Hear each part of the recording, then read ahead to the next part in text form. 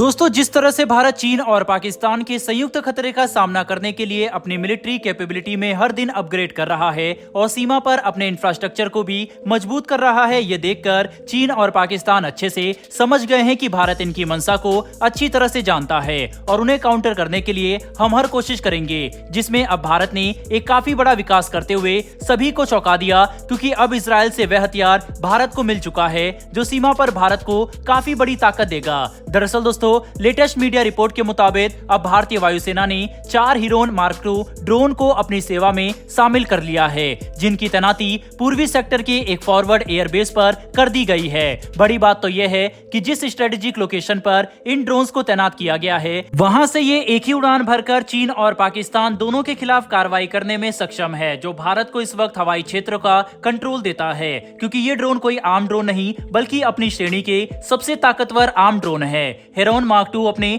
पिछले वेरिएंट के मुकाबले कई गुना ज्यादा एडवांस है और इसे IAI की तरफ से इजराइल की सेना को भी सप्लाई किया गया है। आपको ये बात जानकर हैरानी होगी कि आज दुनिया भर में 20 से भी ज्यादा अलग अलग ऑर्गेनाइजेशन इस ड्रोन का इस्तेमाल करते हैं, क्योंकि इसकी ताकत के सामने कोई भी दूसरा ड्रोन नहीं टिक पाता। पर भारत के केस में ये ड्रोन सबसे ज्यादा इफेक्टिव इसलिए साबित होंगे क्योंकि इनमें हम लंबी दूरी तक मार करने वाली मिसाइलों को इंटीग्रेट भी कर सकते हैं, जो चीन और पाकिस्तान जैसे दुश्मनों के खिलाफ हमारे लिए बड़ा हथियार साबित होंगे। अगर हम इसके बारे में डिटेल में बात करें तो हेरोन मार्क II एक बार में 45 घंटे तक उड़ान भर सकता है, जो सच में काफी ज्यादा इंप्रेसिव है, क्योंकि इतने लंबे एंडोरेंस की बदौलत हम चीन और पाकिस्तान से सटी सीमा को लगभग पूरी तरह से सर्विलेंस में रख सकते हैं। और क्योंकि हमारे पास ऐसे 4 ड्रोन हैं, इसीलिए हम 24/7 सीमा की निगरानी करने में सक्षम होंगे। साथ ही इनमें लगने वाले मिसाइलों के इस्तेमाल से हम चीन और पाकिस्तान पर भारी मानसिक दबाव बना सकते हैं, जिसका असर अब दिखना भी शुरू हो चुका है।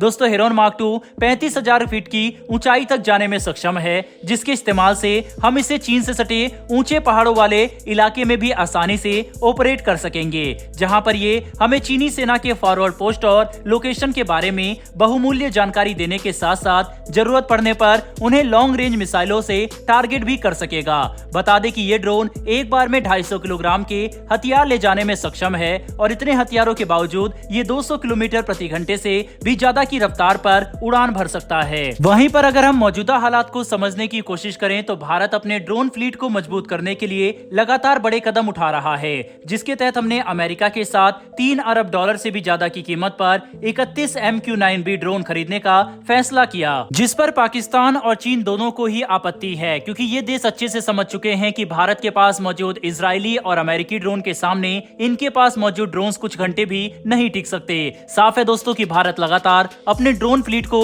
मजबूत कर रहा है और इजरायली और अमेरिकी ड्रोन के साथ भारत इस समय काफी ज्यादा ताकतवर बन चुका है। बहरहाल दोस्तों, बढ़ते हमारी दूसरी खबर की तरफ। ये खबर भारतीय नौसेना की तरफ से निकलकर सामने आ रही है, जिसके तहत अब हमारे सबमरीन बेड़े को next generation diesel electric conventional submarine का एक नया बेड़ा देने के लिए MDL और वॉरशिप डिजाइन ब्यूरो ने हाथ मिला लिया है। इसके तहत अब ये दोनों एजेंसी साथ मिलकर प्रोजेक्ट 76 सबमरीन को विकसित करेंगे, जो भारत के लिए सबसे महत्वपूर्ण होने वाला है, क्योंकि यही हमारे next generation diesel electric submarine fleet होंगे। बता दें कि प्रोजेक्ट 76 के तहत विकसित किए जाने वाले डीजल इलेक्ट्रिक कन्वेंशनल सबमरीन को कलवरी क्लास को बनाए जाने से मिली टेक्नोलॉजी का इस्तेमाल करके विकसित किया जाएगा, जिन्हें हम सुपर कलवरी क्लास सबमरीन भी कह सकते हैं। ये पहले के मुकाबले न सिर्फ ज्यादा बड़े और ताकतवर होंगे, बल्कि इनमें काफी एडवांस टेक्नोलॉजी का भी इस्तेमाल किया जाएगा, जिसकी बदौलत भारतीय नौसेना हिंद महासागर में अपना दबदबा और भी ज्यादा बढ़ा सकेगी। लेकिन सबसे बड़ी बात तो यह है कि भारत प्रोजेक्ट 76 के तहत ऐसे 12 सबमरीन बनाने वाला है, जो काफी इंप्रेसिव नंबर है, जिन्हें अगर हम अभी फ्रांस से खरीदे गए 3 स्कॉर्पियन क्लास सबमरीन और बाकी मौजूदा सबमरीन के साथ मिलकर देखें तो हम ये समझ सकते हैं कि आने वाले कुछ सालों में भारत अपने पुराने सबमरीन को रिप्लेस करके नए और ज्यादा शक्तिशाली पनडुब्बियों को बेड़े में शामिल करेगा, जिसमें काफी बड़ी संख्या डीजल इलेक्ट्रिक सबमरीन की होगी। और इसी दौरान हम परमाणु सबमरीन को विकसित करने के लिए स्वदेशी रूप से काम करते रहेंगे, जो भारत को हिंद महासागर में सबसे ताकतवर नौसेना बनाए रखेगा, क्योंकि इस वक्त चीन लगातार हिंद महासागर में घुसपैठ करने के लिए आगे बढ़ रहा है, जिसे रोकना काफी जरूरी है। कुल मिलाकर समझने की कोशिश करें तो मझगांव डॉक लिमिटेड और वॉरशिप डिजाइन ब्यूरो की ये पार्टनरशिप भारतीय नौसेना के लिए काफी फायदेमंद साबित होगी। साथ ही से देश के अंदर डिफेंस रिसर्च एंड डेवलपमेंट का इकोसिस्टम भी काफी मजबूत होगा, जिसका इस्तेमाल करते हुए आगे हम रक्षा निर्यात के क्षेत्र में एक बड़े और ताकतवर प्लेयर के तौर पर सामने आ सकते हैं। बहरहाल दोस्तों, इस वीडियो में इतना ही। डिफेंस से जुड़ी इन दोनों ही खबर के ऊपर आपकी क्या राय है, कमेंट बॉक्स में लिखकर जरूर बताइएगा। साथ ही हमारी आने वाली डेली ऐसी वीडियो के लिए चैनल को सब्सक्राइब कर बेल नोटिफिकेशन अवश्य दबा लें, जिससे हमारी ऐसी डेली डिफेंस से जुड़ी वीडियो आप तक सबसे पहले पहुंच सके। फिर मिलेंगे ऐसी एक नई वीडियो के साथ। धन्यवाद। जय हिंद।